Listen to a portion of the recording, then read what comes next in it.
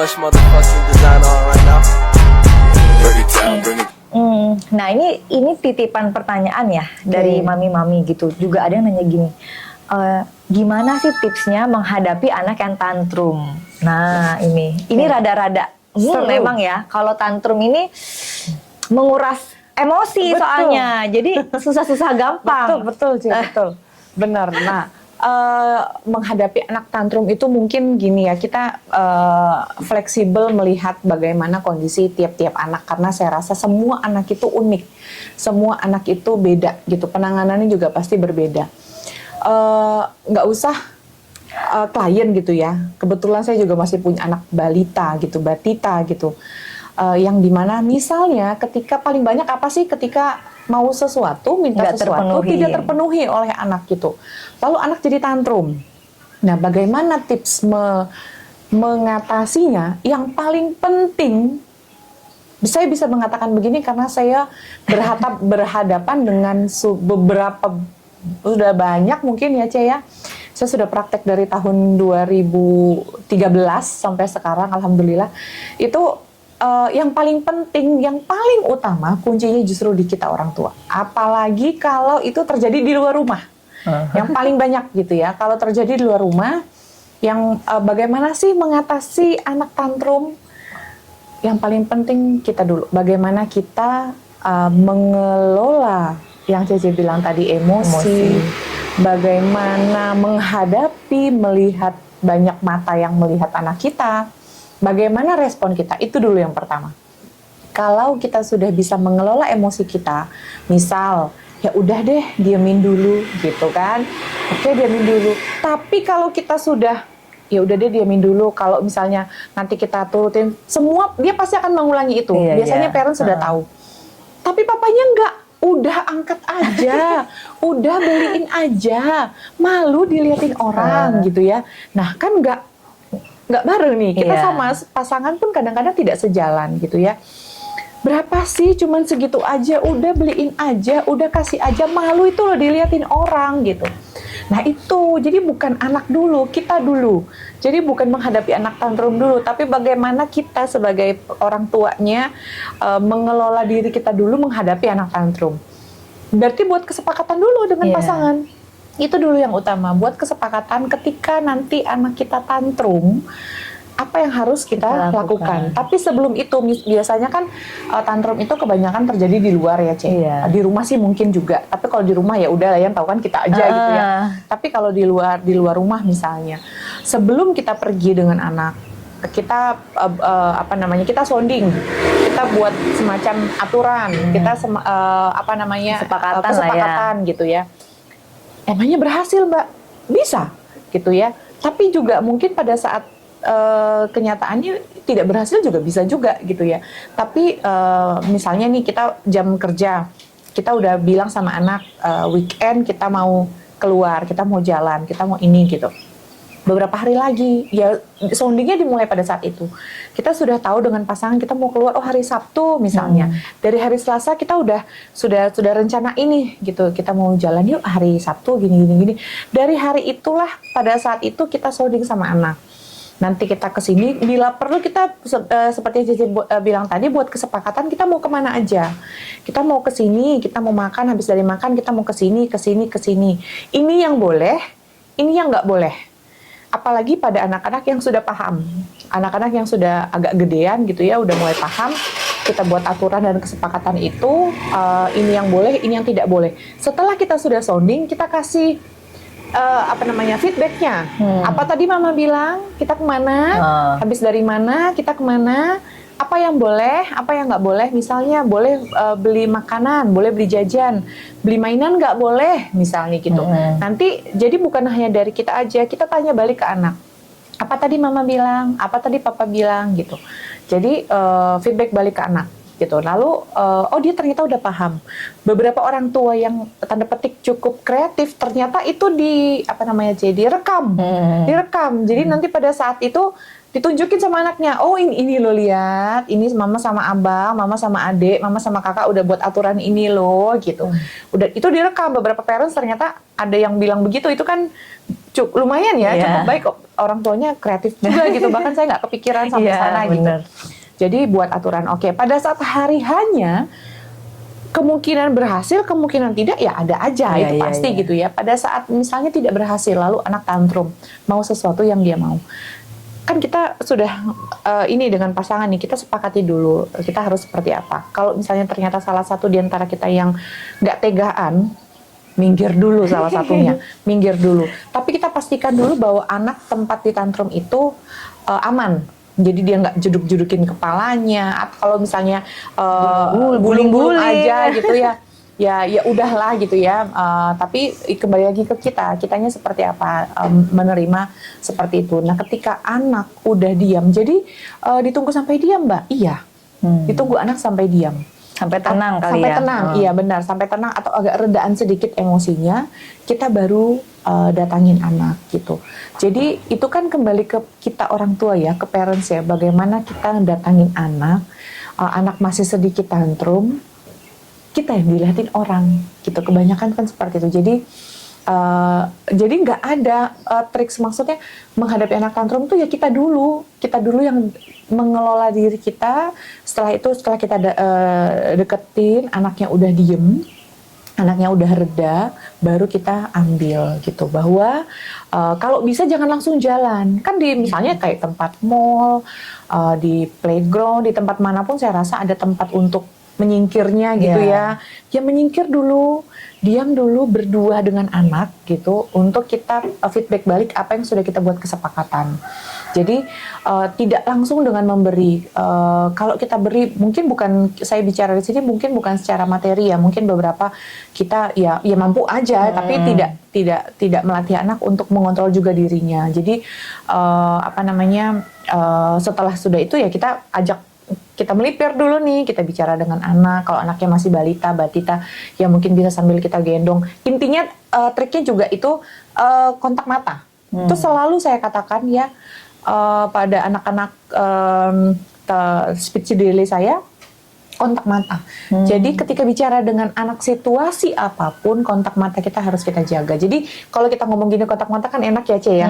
Kalau misalnya saya berdiri, Ce duduk kan kayak dihakimi gitu kan, gitu nggak sih? Jadi nggak enak gitu. Jadi kalau bisa memang secara kontak mata itu sejajar gitu. Jadi bicara dengan anak, kondisi anak tenang, saya yakin anak pun pasti akan reda gitu. Jadi yang pertama mungkin kitanya dulu dikelola. Berarti harus konsisten juga ya. Iya, betul. Maksudnya parentsnya Sulit ya harus, itu. iya itu yang sulit sih sebenarnya. Benar, harus itu.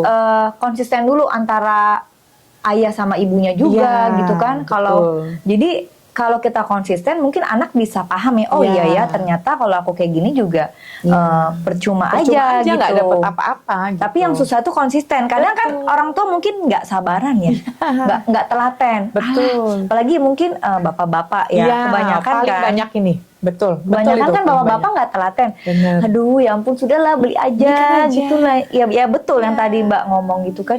Berapa sih daripada ribut-ribut, males gitu. Nggak mau ribet. Betul. Iya, itu yang susah ya, konsisten. Bener. Konsisten itu ya. dulu antar kita orang tua, baru bisa nanti kita terapkan pada anak kita dulu. Nanti ada juga gini, Ce, anak yang pinter. Anak zaman sekarang kan pinter melihat kondisi dan situasi. Ketika sama kita, kebanyakan ibu-ibu yang nggak berani ya. Ini akhirnya minta ke siapa? Ke papanya. Dan si papa ini cenderung jarang menolak. Mungkin ada yang bisa gitu ya, tapi cenderung jarang menolak. Akhirnya, ya itu tadi, akhirnya anak mendapatkan gitu. Belajar konsisten itu yang susah. Iya benar sih. Orang tua, maksudnya mungkin ayah kan bukan cuma ibunya doang, mungkin ayah juga harus terlibat untuk membantu tadi ya. Harus konsisten. Betul. Itu sih yang rasanya itu yang susah mungkin. Nanti yang jadi ininya juga orang tuanya gitu di depan anak. Akhirnya jadi ini juga mungkin salah satu triknya yang beberapa kali saya temuin, orang tuanya itu ribut di depan berdebat. anak, Iya, iya, berdebat mungkin bukan ribut ya, berdebat mungkin berdebat di depan anak. Ya Allah ma, itu cuma segitu aja. Ya ampun ma, itu cuma segitu aja. Ya ampun ma, ini diliatin orang. Ya ampun, udahlah kasih aja. Nah anak denger. Itu yang saya bilang tadi, anak yang pintar melihat situasi itu akhirnya ya nggak bakal ke kita lagi, ke ibunya. Pasti dia akan minta ke ayahnya. Iya. Gitu. Menarik ya. Terus, oh ya tadi kan Mbak ngomong nih, saya nyambungin aja ya. Nah kalau misalnya nih ada orang tua yang suka berdebat atau bahkan ribut tuh di depan anak.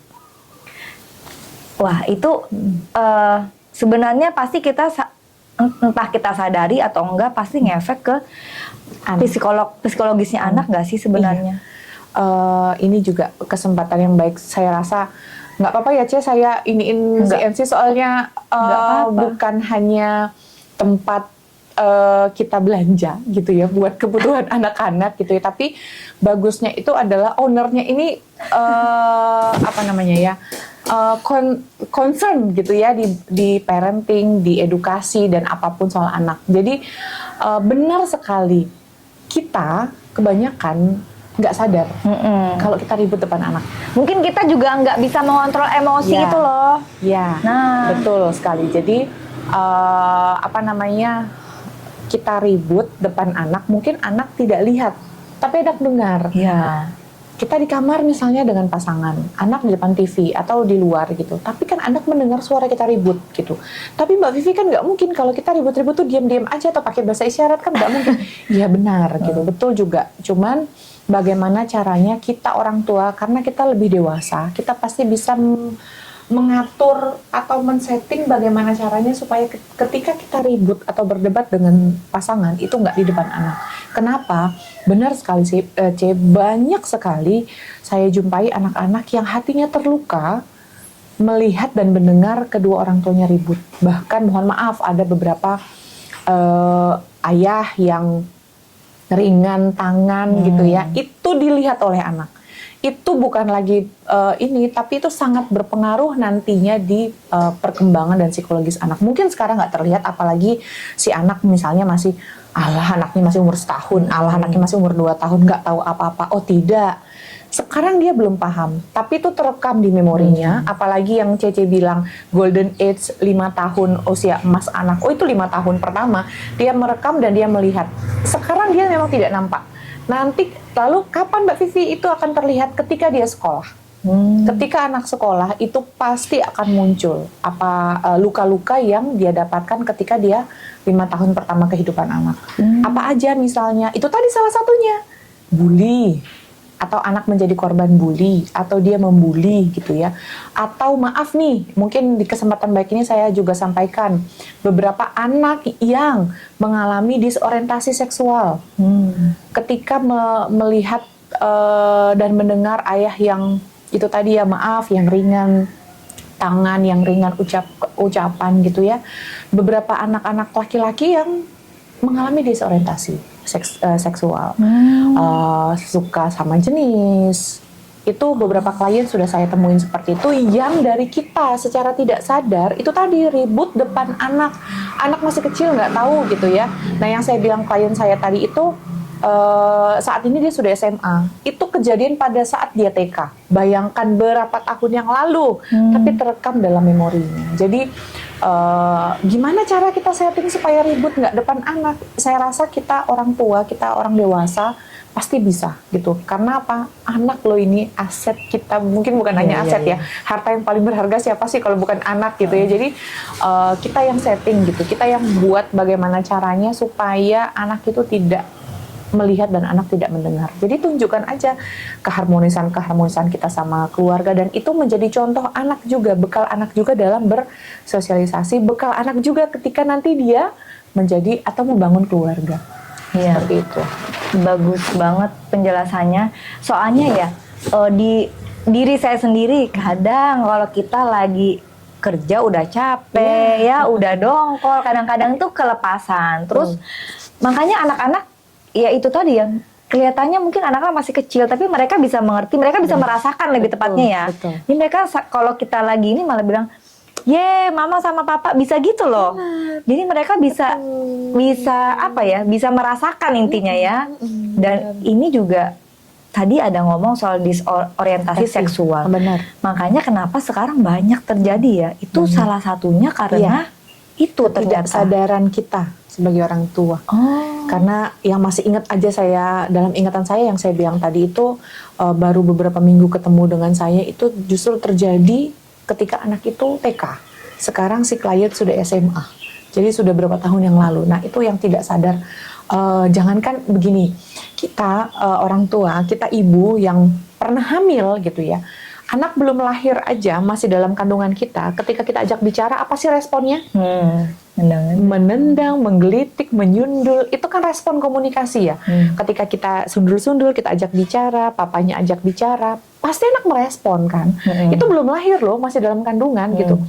Jadi sejak kapan sih karakter anak kita bangun? Sejak dalam kandungan itu memang benar.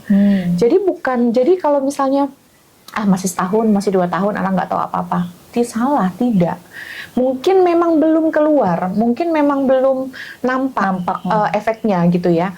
Wong dalam kandungan aja anak bisa merespon kita gitu ya, apalagi umur segitu. Beberapa klien ibu-ibu yang datang pada saya, si anak umur yang balita itu tadi yang di bawah 5 tahun itu nggak mau digendong oleh papanya.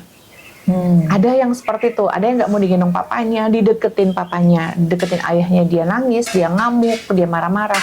Ternyata ya itu tadi si papa yang mudah begini, si ayah yang melakukan ini, akhirnya si anak nggak mau gitu. Itu juga beberapa respon anak, ternyata anak juga bisa merespon gitu kan, karena dia melihat dan dia mendengar.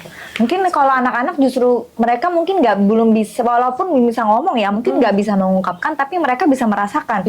Makanya anak-anak tuh lebih cenderung mau dekat dengan orang yang dia rasa nyaman. Kadang-kadang belum tentu dengan orang tuanya. Iya, benar. Neneknya mungkin, pengasuhnya mungkin, karena apa? Ya itu tadi yang dia lihat oleh anak, ya keributan-keributan itu. Sehingga ya anak pun menjaga jarak. Nah sekarang kita mau bagaimana membangun kedekatan emosional kalau anak pun menjaga jarak dengan kita. Seperti itu. Jadi memang orang tua sih yang harus mulai. Nah ini nyambung lagi ke sini, kalau misalnya nih orang tua yang bekerja ya, mungkin nggak bisa karena keadaan nggak bisa mengasuh anak sendiri dari baby, udah dikasih ke pengasuh. Nah itu seperti apa? Maksudnya apa sih yang harusnya orang tua ini lakukan supaya jangan sampai, makanya banyak anak lebih dekat sama susternya. Jadi yang paling penting, yang paling utama sebenarnya kan kita terbantu memang bagi kita parents yang dua-duanya bekerja.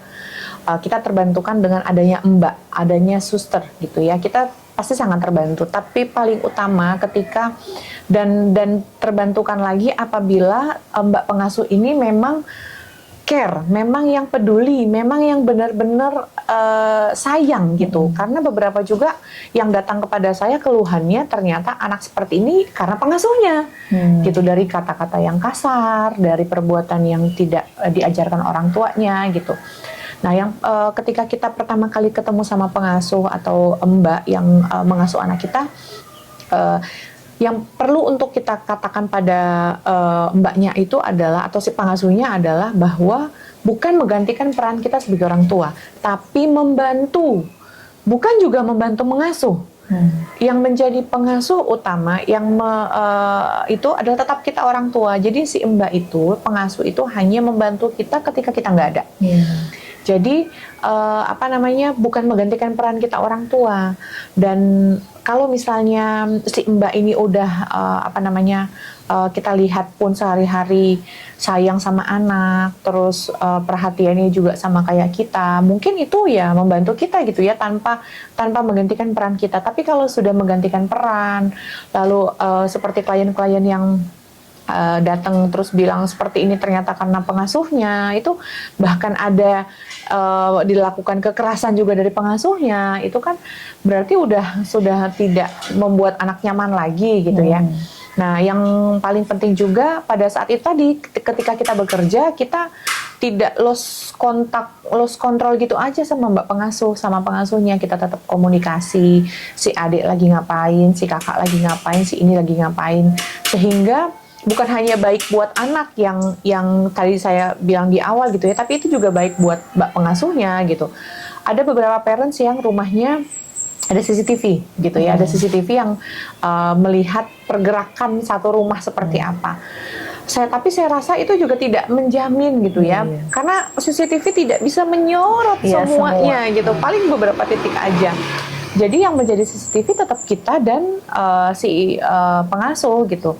Nah, jadi yang perlu pertama kita katakan adalah tidak menggantikan peran kita sebagai orang tua.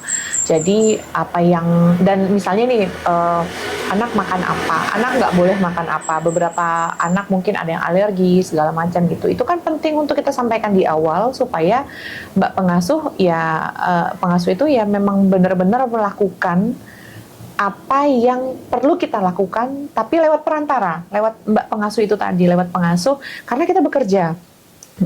Ada list gitu misalnya, ini nggak boleh, ini boleh. Tapi kalau kita nggak sampaikan di awal, mungkin dirasa boleh-boleh aja. Misalnya ada beberapa anak, misalnya kayak anak saya alergi semangka gitu.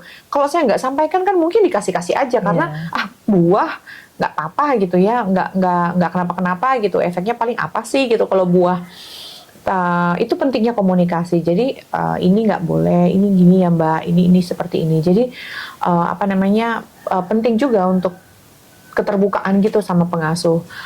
Jadi kita mengurangi atau bahkan kalau bisa menghilangkan hal-hal yang nggak mau kita hadapin seperti itu. Iya, jadi tipsnya mungkin balik lagi sih ya. Pokoknya paling utama itu adalah membangun komunikasi sama kedekatan mungkin ya. Meskipun anaknya masih bayi, tetap gimana pun kita meluangkan waktu untuk kita dekat sama anak ya, kayak gitu.